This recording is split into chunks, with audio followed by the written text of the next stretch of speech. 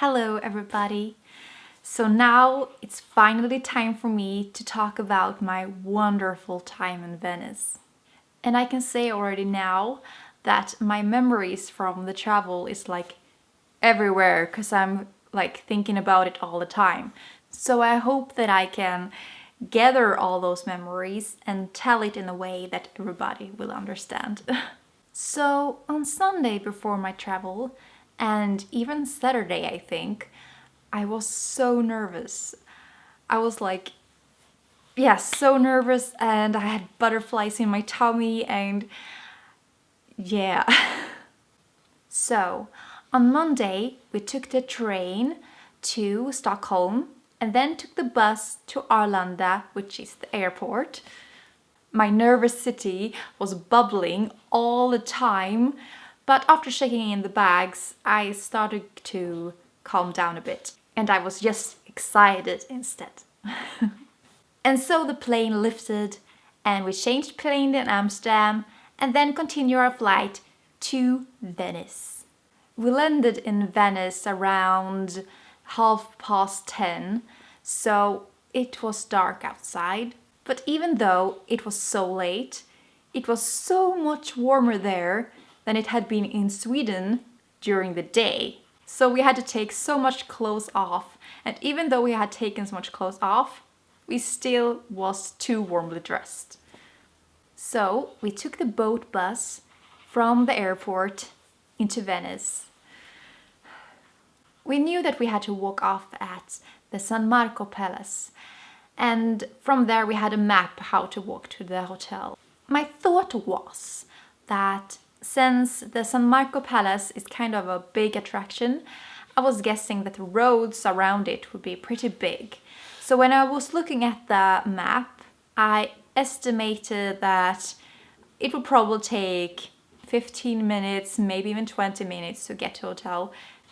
We walked off the boat bus and walked towards the San Marco Palace, which was so beautiful. But when we started to walk towards where the roads should have been, I could not see anything else than something looking like alleys. The alley looking roads were like so small that pretty much only two people could walk on it. So I was pretty sure that that road was not the road, that it was an alley. My mother's voice was echoing in my head. Don't walk into any alleys when you're gone, bad things can happen then. And do I even need to say that since it was almost midnight, it was pretty dark outside, so the alley looking road was pretty dark. Should we really go into that alley in the dark? Yeah, I think that's the road actually. It's where it says that the road should be, so... We started to walk into that dark alley looking road. And soon we could see stores on each side. So that made me feel a little bit better, because usually you don't open a store in an alley. But still, the road was so small that I was pretty sure that we were not walking on the right road. But after walking around 5 minutes, we came to the hotel, so we had walked the right road. And the hotel was so cute. The entry was very fresh and it looked almost fancy. And when the person who had greeted us at the door personally took us to our hotel door, he guided us out to a little outside place. And when we walked outside, we walked over like a very old well that they had like put a glass floor over, so you could see like right down into the old well, and they had put lamps in it so you could like see the depth of it. It was very nice. And further in, it was a real well that maybe is still being used, I don't know.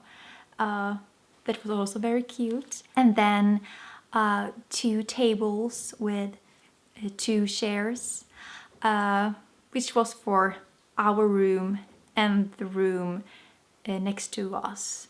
on the other side of ours. So this is a little out place. We're only for these 2 rooms guests. So that felt very special. And the room was so beautiful. So beautiful. So now we are at the hotel. So beautiful.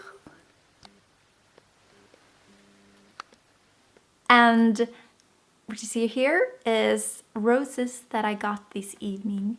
So cute.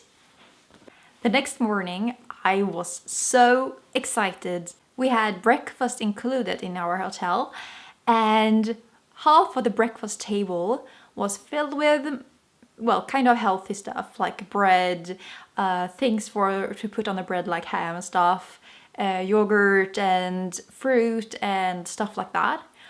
But on the other half, it was not so healthy things like croissant, jams and brownies and cupcakes and yeah, very nice. So my little breakfast plate was also like the table, half healthy and half sweet. So yeah, it was a very special breakfast.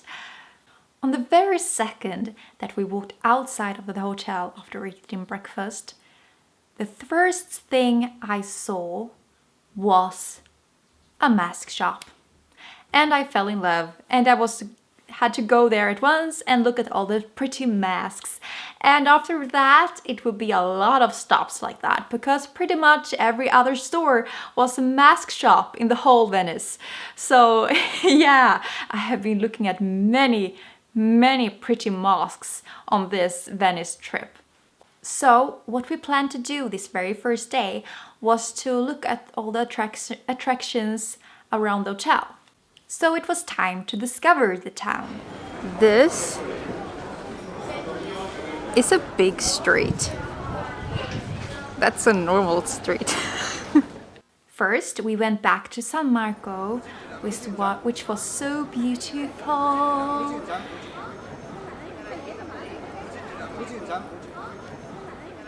After that, we started to walk around and so many different things.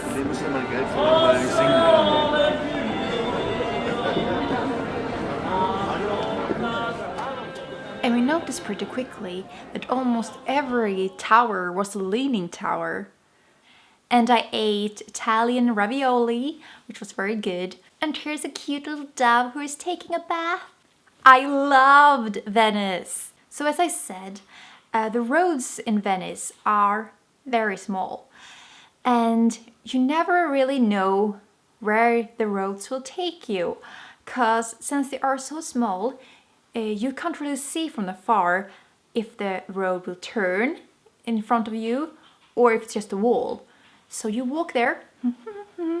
I wonder if it will continue. Oh yeah, it continues. To continue there. Okay, now the road splits in 2 parts. Where should we go? We go this way. Oh, it's a wall there. We can't continue. We take that way. Oh, a castle! Wow! So what I'm trying to say is that Venice is pretty much a big labyrinth, and behind many of the corners hides something very beautiful. The traffic was entirely by foot or boat. There were no roads for cars, so it was only boats or foot. It really felt like you were in a fairy tale land.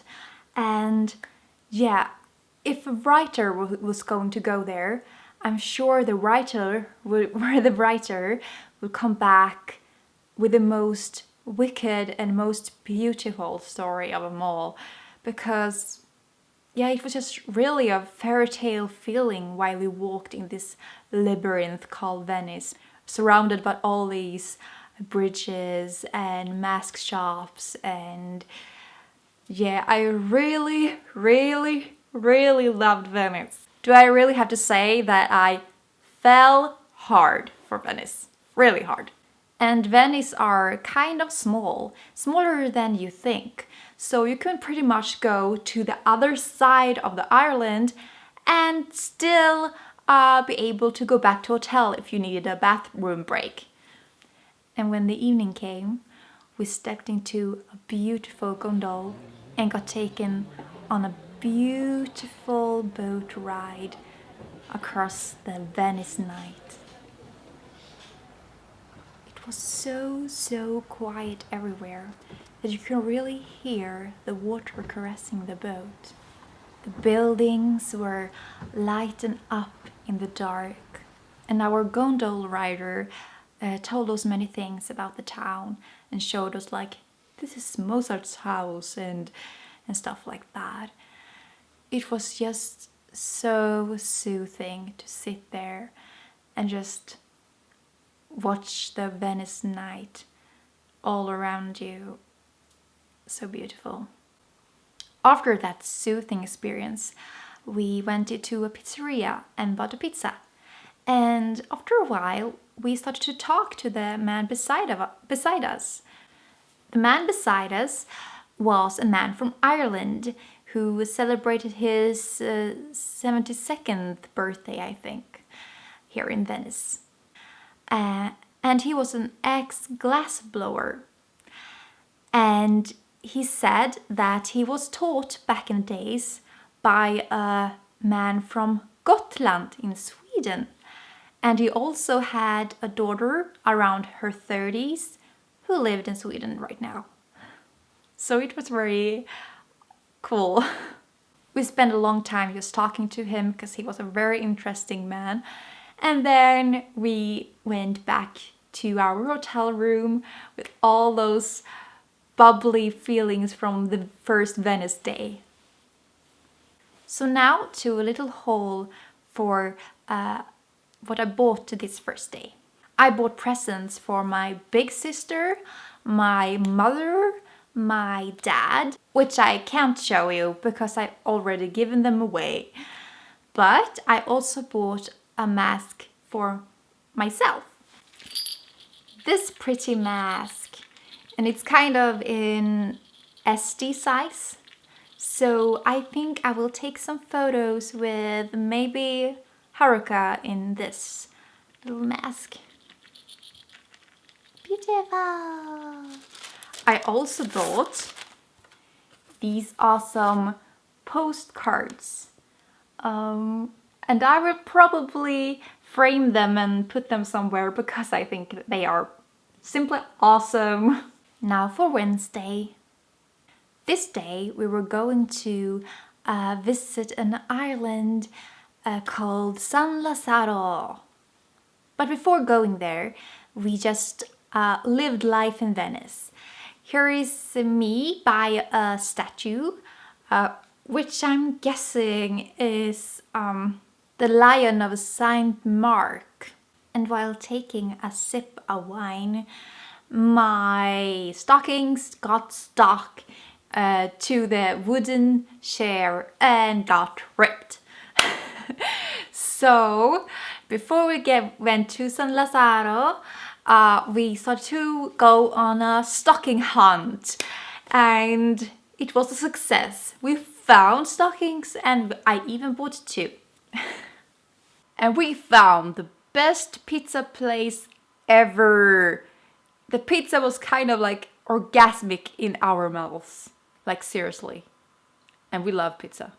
So we took the boat bus towards San Lazzaro. I don't know about you, but it's something so relaxing about boats, isn't it?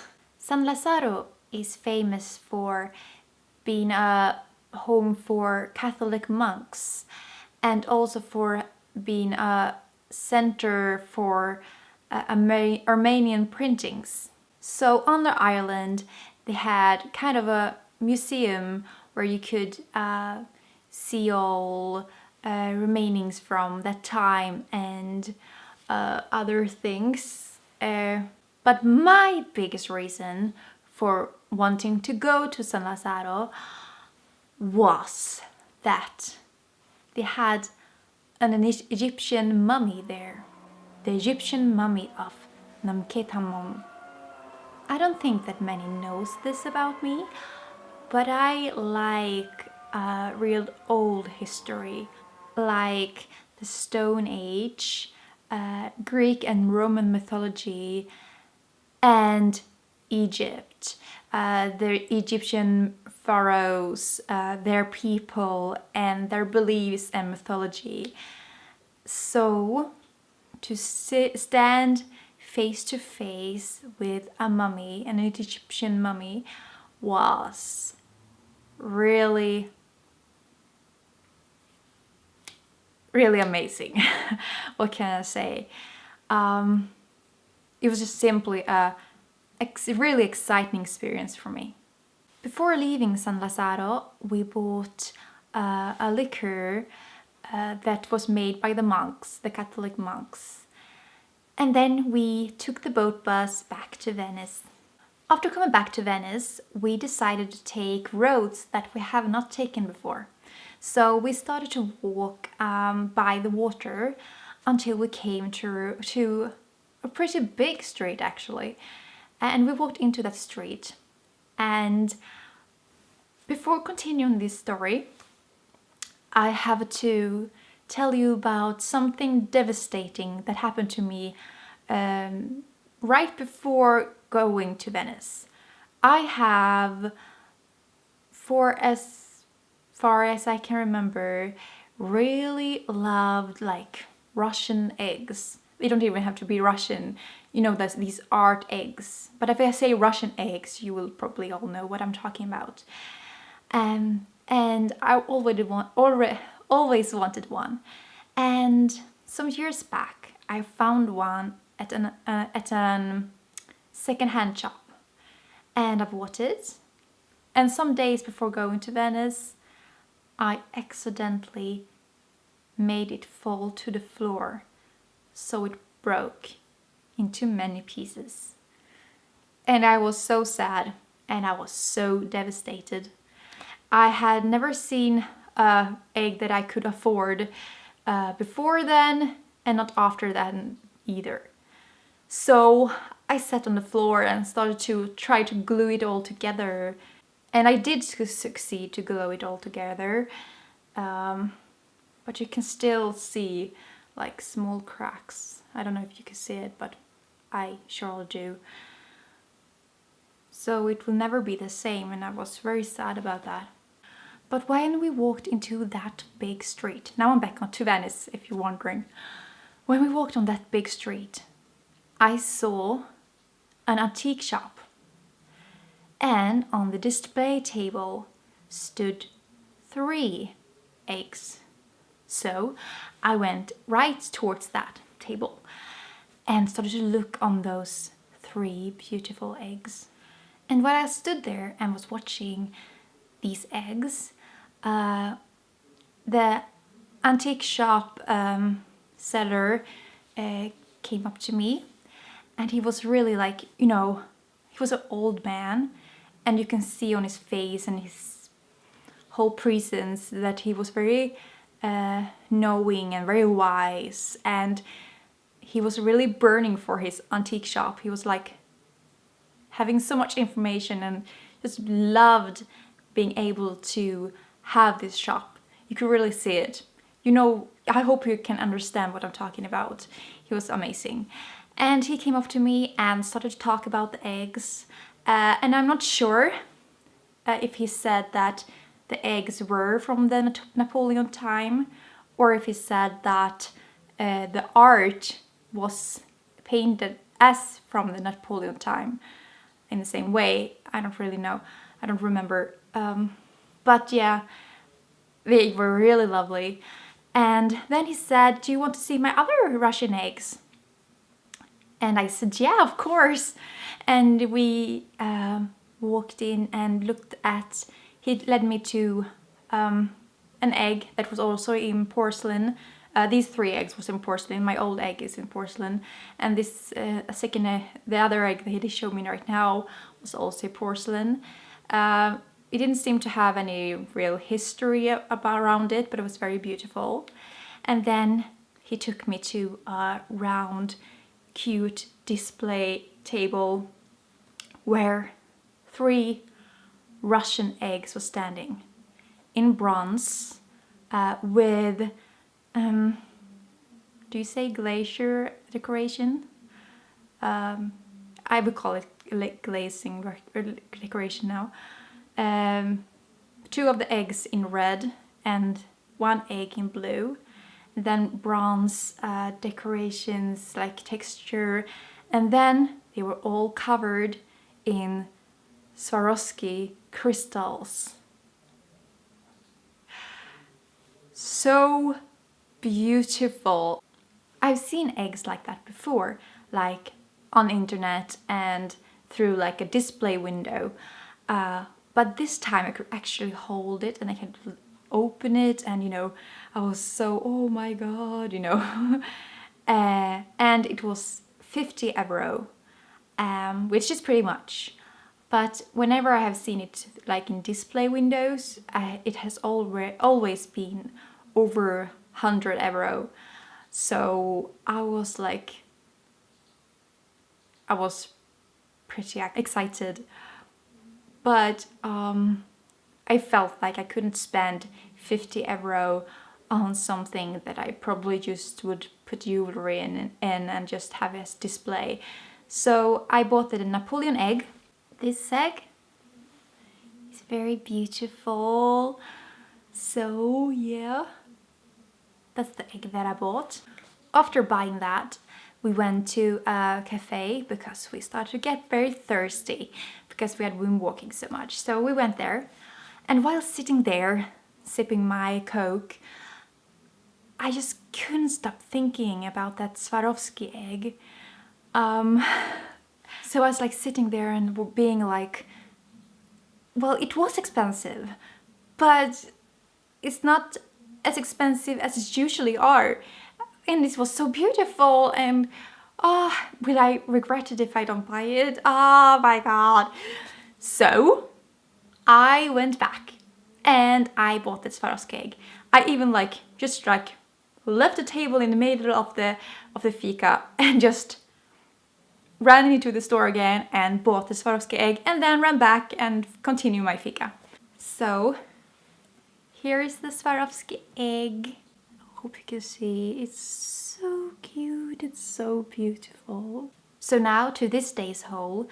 You've already seen the eggs, but besides that, here are the stockings that I bought. This one has a little bit of texture, and this is pretty normal. And I also got these beautiful earrings as a present. It was made by a jewelrist in Venice. It's so cute. Now to Thursday, and it will be the last whole day in Venice. So we started the day by walking towards a glass bridge. Now, before going to Venice, we saw on a TV show, that they had a bridge in Venice, which every time it rained, pretty much turned into a death trap because glass is kind of slippery. But now, when we went to the glass bridge and we walked on it, it was not slippery anymore. They had put something on it, so it was not slippery anymore. So it's not a death trap anymore.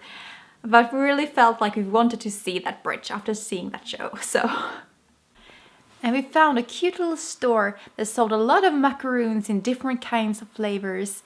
And they also sold tiramisu and wines and other kinds of stuff. So we bought some macaroons and tiramisu and had a really good time. After that, we took a boat blast towards Murano.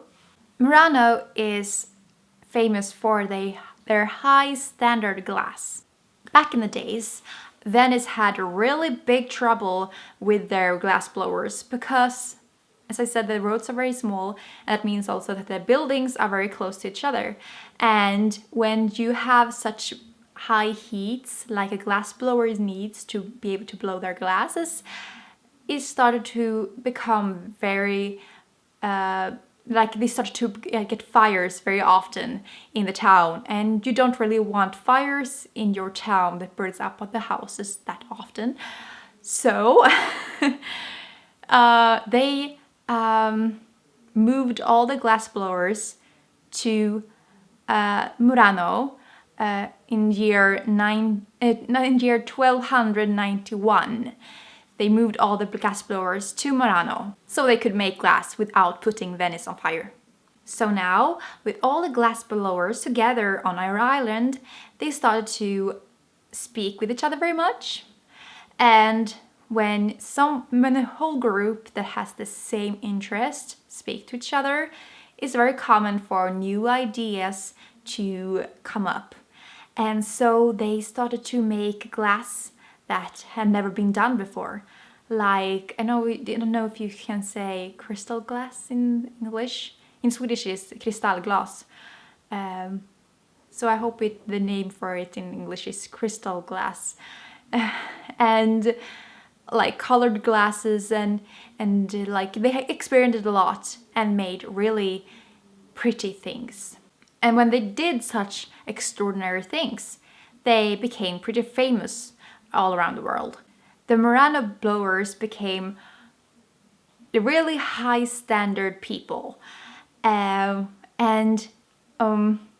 They could like marry out their daughters into very powerful families, and yeah, they were really high in society, but they were not allowed to leave the island. Like it was like against the law for them to leave the island because I guess Venice wanted their glass blowers and wanted them for themselves. I don't know. But they were very famous and is very famous to this very day for their special glass. So we went there. And I can't really show you that much from the island because they said like everywhere, don't take photos and you know, so I couldn't really show you that much. But the lamp that we had in the hotel was made in Murano, and I bought a necklace there, 2 necklaces, one for my mother, which she got on her birthday this Sunday. So I can show you that one because I already gave it away, but I also bought a necklace for myself and I can show you that one. So here are the little necklace that I bought in Murano. I don't know if you can see it very well, but it's like almost like a church window to me. I think it reminds me of a church window. And over it has like, they're showing that it's 100% made in Murano, and they show like pictures of how they make the glass, and yeah. So very, very pretty. After leaving Murano, we went to a really cute cafe and ate the most awesome sweets ever. When the night came on Thursday evening, it was almost a full moon on the sky. So the streets started to get flooded. And after a while, the square of San Marco was covered in water. They built up like small bridges over the square so people could walk over the square without getting wet. And the small stores had to put stuff in front of the doors so the water will not flow into their shops. So yes, one day they say that Venice will be flooded over and disappear, and I hope that I will be able to return to Venice many more times before that happens, because Venice is really truly a wonderful city. Love, love, love Venice. So for today's haul, I already showed the necklace, so I can't really show you that one. But besides the necklace, I bought a present for my brother, my little sister, Underbaliten, and to Firebirdie. And then I also bought a mask for myself, which also is in SD size. So I will put it on one of my SD dolls someday and take pictures. But yeah, very pretty. The day after, on Friday, we started our travel back home. And on the tax-free, we bought a chocolate box where every chocolate piece were shaped like the mosque. And we bought that as a present for our co-workers on our job.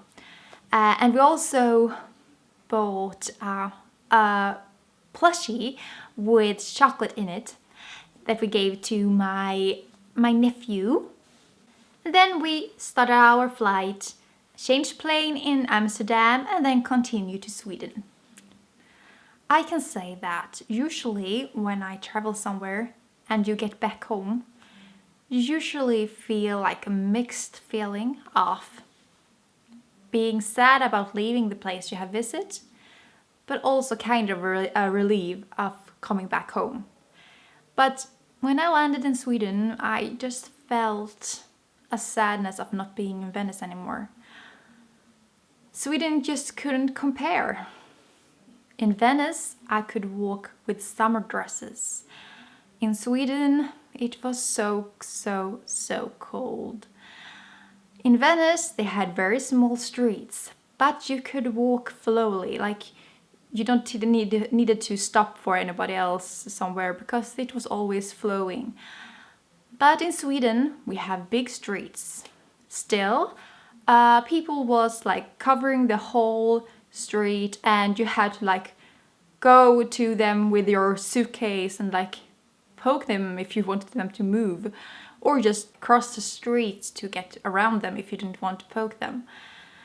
And Venice streets are very clean. They like cleaned it every night and every morning, so it was always clean. The streets of Stockholm had like cigarette butts everywhere. And I really missed Venice. And then we went back home to our hometown by bus. And the night towards Monday, we had a blood moon outside. So I walked out 4 in the morning and took pictures of the blood moon. But yeah, that was all I was going to talk about today. Thank you for watching this whole long video. Bye!